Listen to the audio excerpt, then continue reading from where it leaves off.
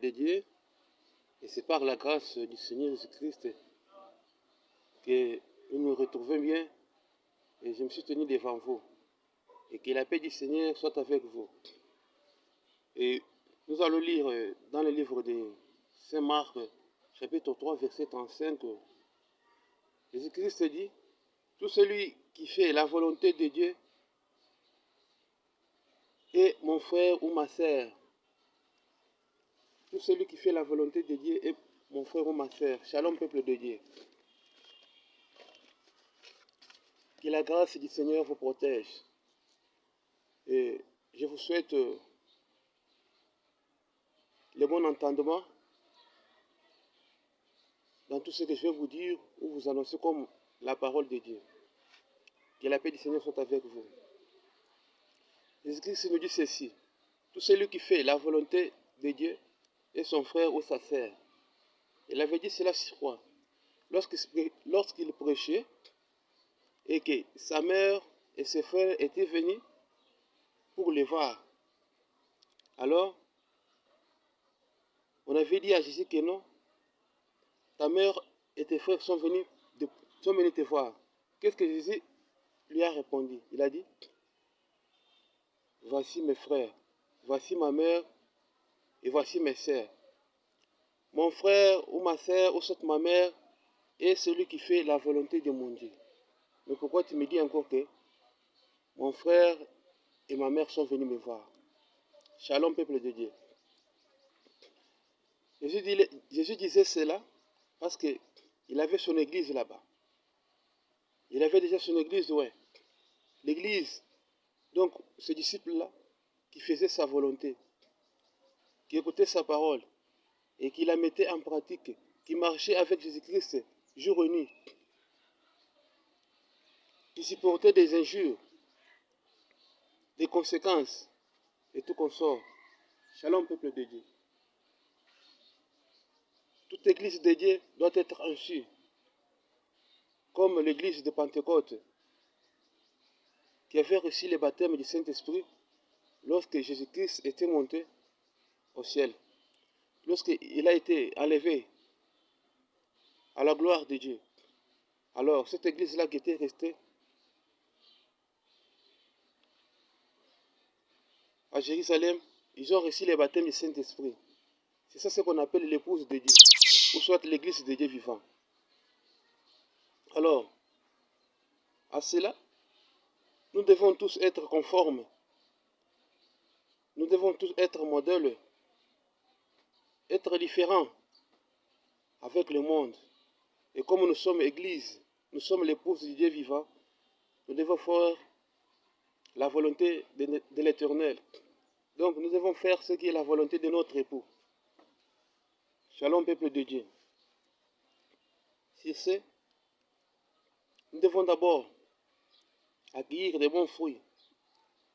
Nous devons avoir de bons comportements, de bons fruits remarquables qui pourront pousser tout le monde ou tous les autres de suivre nos comportements, de se repentir aussi, d'être baptisés pour qu'ils soient aussi sauvés. Parce que si nous faisons ce qui n'est pas bien, les autres ne pourront pas être convertis, ou ils ne pourront pas se convertir à nos prédications. Shalom, peuple de Dieu. Et à cela, toute épouse de Dieu, toute épouse de Jésus-Christ est celle qui doit faire ce qui est la volonté de l'Éternel, en accomplissant sa parole jour et nuit, en marchant dans les empreintes des pas de Jésus-Christ. Parce que si nous faisons ainsi, c'est ce qui montre la soumission à sa parole ou ce qui montre la foi. Parce que la foi, ce n'est pas une autre chose que les autres pensent, mais c'est la foi, c'est la mise de pratique de la parole de Dieu. Si nous mettons la parole de Dieu en pratique, ça prouve que nous avons la foi. Comme notre père Abraham l'avait fait. Il avait sa foi. Et sa foi prouvée parce qu'il la mettait en pratique. Shalom, peuple de Dieu. aussi, nous sommes obligés et nous sommes exigés d'accomplir ou soit de manifester l'œuvre de Dieu dans ce monde. Parce que nous sommes l'Église. Si toi te dis que tu es le Fils de Dieu, ou soit tu es une créature de Dieu, tu dois conjuguer tes efforts pour rentrer auprès de Jésus, afin que tu sois son épouse. Pour entrer dans son Église. Parce que cette Église-là, un jour, il aura la vie éternelle. Toute épouse sera ressuscitée des morts. Shalom, peuple de Dieu. Alors, tout cela doit se faire à cause de notre façon dont nous avions comporté lorsque nous étions si bas. Alors, nous devons changer nos comportements et respecter la parole de Dieu, éviter le mal, éviter les péchés tout consort. Nous devons nous remplir d'amour. Nous devons être amoureux l'un pour l'autre. Nous devons manifester l'œuvre d'amour. Nous devons donner nos choses, ou soit nos biens, aux pauvres, aux vieillards, aux veuves, aux orphelins, tout ça pour accomplir l'œuvre de Dieu. Shalom, peuple de Dieu. Une épouse est celui qui écoute la voix de son mari. Une épouse est celui qui écoute la voix de son époux. Parce que même dans la chair humaine ici, dans la chair humaine, la femme ne peut jamais faire ce qui est contraire de son mari. Si la femme fera ce qui est le contraire de ce que son mari lui a dit de faire, ça peut causer beaucoup de troubles. Ça causera beaucoup de timides. Ils ne seront pas bien dans leur vie conjugale. Dans leur mariage, ils ne seront pas bien parce que la femme n'a pas voulu respecter aux ordres de son époux. La femme n'a pas voulu respecter aux recommandations de son époux. Parce qu'elle est l'épouse. Mais nous sommes l'Église, nous sommes l'épouse du Seigneur Jésus-Christ. Nous avons été épousés par le Seigneur Jésus-Christ qui a été coulé au calvaire pour que nos péchés soient pardonnés. Nous avons été rachetés. Sans cela, personne ne devrait être sauvé. Sans cela, personne ne devrait être sauvé. On aurait pu les salir. Mais comme Jésus-Christ avait vu que non, le monde a commis beaucoup de péchés et que tout le monde peut périr et que le travail que Dieu avait fait pourrait être vain, pourrait être rendu néant. À cela, il a voulu descendre dans la chair humaine, la chair qui avait commis les péchés, en fait de mourir au calvaire. Il a supporté tout.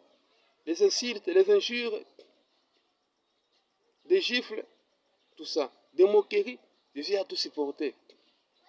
Il est mort au calvaire. Le troisième jour, il était ressuscité. Et il a été enlevé au ciel. Maintenant, il est à la droite de Dieu. Il est bien, c'est bien lui, le vrai Dieu, le grand Dieu, le Dieu créateur, qui créa les cieux et la terre. Mais lorsqu'il était sur terre, il s'est humilié. Il s'est fait donc comme quelqu'un là. Donc un homme, c'est fini. Mais le jour où il viendra avec une autre face de lion, là, si tu es un pécheur et tu veux toujours vivre dans tes péchés, tu ne te tiendras plus auprès de lui. Tu ne peux jamais te tenir auprès de lui. Tu ne peux jamais t'expliquer. Et il ne peut jamais te comprendre. Pourquoi? Parce qu'il est temps. Shalom, peuple de Dieu. Donc, il est temps que nous puissions faire ce qui est vrai. Que nous puissions marcher dans la crainte de sa parole. Il est temps donc que nous puissions donc accomplir sa parole. Que nous puissions donc exécuter à ses ordres. Parce qu'il est temps de profiter de l'occasion. Là-bas, dans les séjours de mort, il n'y a pas de Bible, il n'y a pas de prédication.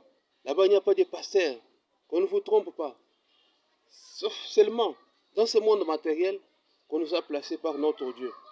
C'est dans ce monde ici que pouvons accomplir l'œuvre de l'Éternel. C'est toujours dans ce monde ici que nous pouvons marcher dans la vraie parole de Dieu. Shalom, peuple de Dieu. Et comme il en est ainsi, l'Église du Dieu vivant doit être modèle dans ce monde. L'Église du Dieu vivant ne doit pas être comparée aux églises de ce monde. Parce que nous avons beaucoup d'églises dans ce monde. Ce sont des églises qui prouvent que non, qui veulent séduire l'Église du Dieu vivant avec de mauvais comportements, de mauvaises traductions, de mauvaises explications et de mauvaises croyances, de fausses croyances, avec les fausses prophètes. Parce que Jésus avait dit, de faux prétendus prophètes viendront. Ils séduiront beaucoup. Mais prenez garde que personne ne vous séduise. Parce que la séduction est grande. Selon le peuple de Dieu.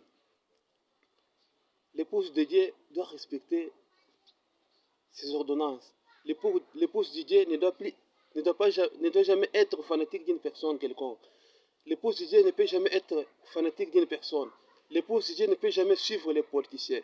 L'épouse de Dieu ne peut jamais faire ces bêtises, toutes ces bêtises. L'épouse de Dieu ne peut jamais haïr son prochain. Donc l'épouse de Dieu doit marcher dans la crainte de la parole de l'Éternel. C'est ce qui est vrai à nous de faire.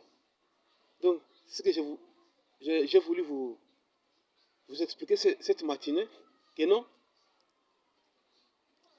l'Église, c'est l'ensemble des épouses de Dieu. L'Église, c'est l'ensemble des saints. Même si nous sommes dans ces chairs et nous accomplissons l'œuvre de Dieu, nous devons être conformes. Nous devons être conformes. Pour que tout le monde qui marche dans les ténèbres puisse maintenant suivre notre mouvement, puisse maintenant nous suivre, et non aller derrière eux, et non courir derrière ces gens-là de ce monde, pour qu'ils maintenant puissent éteindre notre feu, pour qu'ils puissent éteindre notre lampe. Non. Nous devons être forts, en priant, en gênant, en chassant les démons, en imposant les mains sur les malades, et ils seront guéris. Parce que nous sommes l'épouse de Dieu vivant. Nous sommes l'église de Dieu. Shalom, peuple de Dieu. Jésus nous demande de faire ce qui est sa volonté. Jésus nous demande de faire ce qui est sa volonté. Laissons le monde avec sa mondanité. Fuyons les péchés. Fuyons les mal. Parce que le but de notre Dieu, c'est de sauver tout le monde. Il a dit, il n'est pas content lorsqu'un pécheur meurt. Il veut qu'un pécheur se convertisse, qu'il laisse ses péchés, afin de le suivre, pour avoir aussi les salis. Mais il dit, tout pécheur qui laissera ses péchés et commencera à faire bien, il sera sauvé. Mais tout celui qui n'est pas pécheur, un homme bon, et qui laisse sa bonté, et qui court derrière les choses de ce monde, il sera perdu à cause de ses péchés. Il ne sera jamais sauvé en aucune fois parce qu'il a commis les péchés. Donc il doit mourir à cause de ces péchés-là. C'est le peuple de Dieu. Nous sommes l'église de Dieu vivant. C'est ce que Jésus avait dit. Je leur ai montré, je leur ai donné ma parole. Le monde les a haïs. Le monde les a détestés. Le monde les a insultés.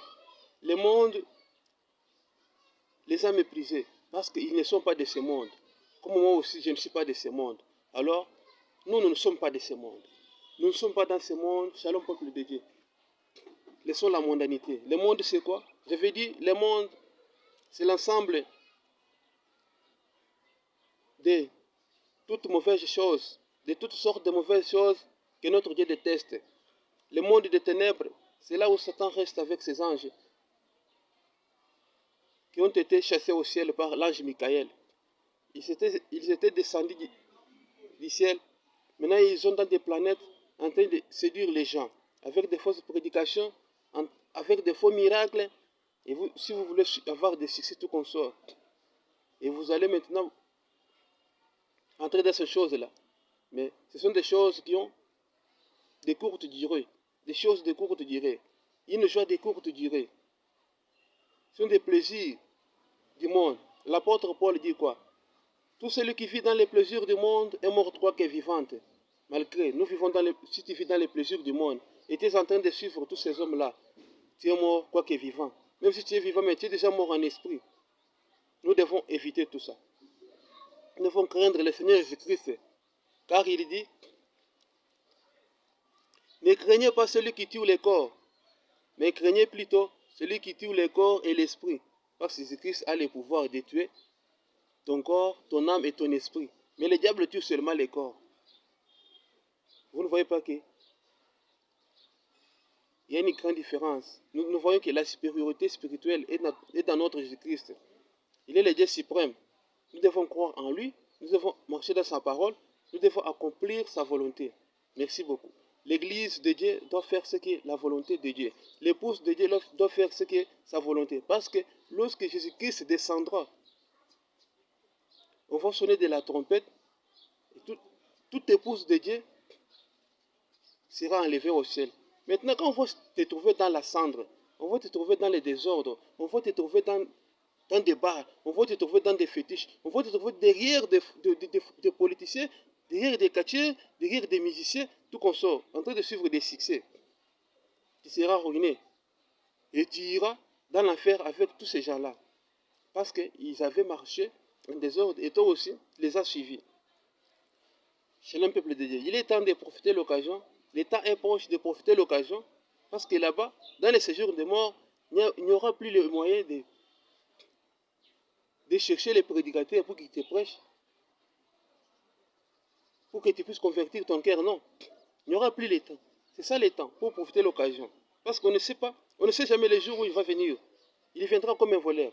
Mais par la foi, nous savons très bien que non, notre Dieu viendra. Il viendra pour nous sauver.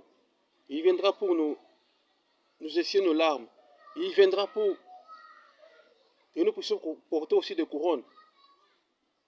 Il viendra pour nous donner les repos éternels. Nous allons mourir avec la foi.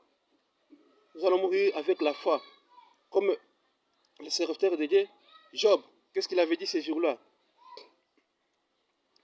J'ai la foi. Je sais que mon Rédempteur est vivant. Même si je serais déjà mort, même si les vers de la terre auront rongé mon corps, je sais que mon Rédempteur est vivant. Il me ressuscitera et il s'élèvera le dernier sur terre. Shalom, peuple de Dieu. Job avait la foi. Passer cette sorte de foi. Il dit quoi? Même si je serais déjà mort, même si les vers de terre auront déjà rongé mon corps, mais il me ressuscitera. C'est quelle sorte de foi là? Quelle sorte de foi? C'est quel niveau de foi? La foi spirituelle. Tout vrai enfant de Dieu doit dire Amen à toute vraie parole de Dieu. Suivons la voie du Seigneur, parce que c'est de lui qui a la vie éternelle. Il est Alpha Oméga. Il doit nous ressusciter. Il doit nous donner la vie éternelle. L'église de Dieu vivant ne doit plus commettre les péchés. Évitons l'adultère. Évitons d'héberger les prostituées.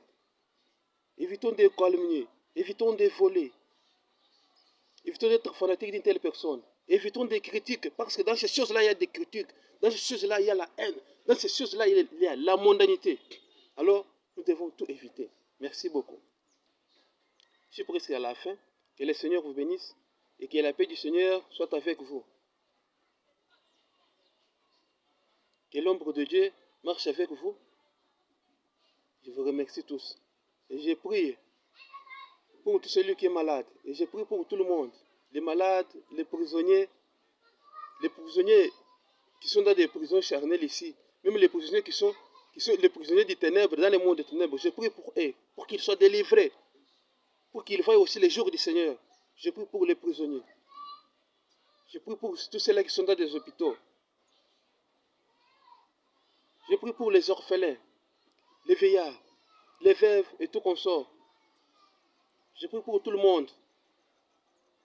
Même les pécheurs, c'est là qui commettent les péchés. J'ai prié pour eux. Que le Seigneur vous protège. Et que le Seigneur vous bénisse. Et que la paix du Seigneur soit avec vous. Au nom du Seigneur Jésus-Christ. Amen.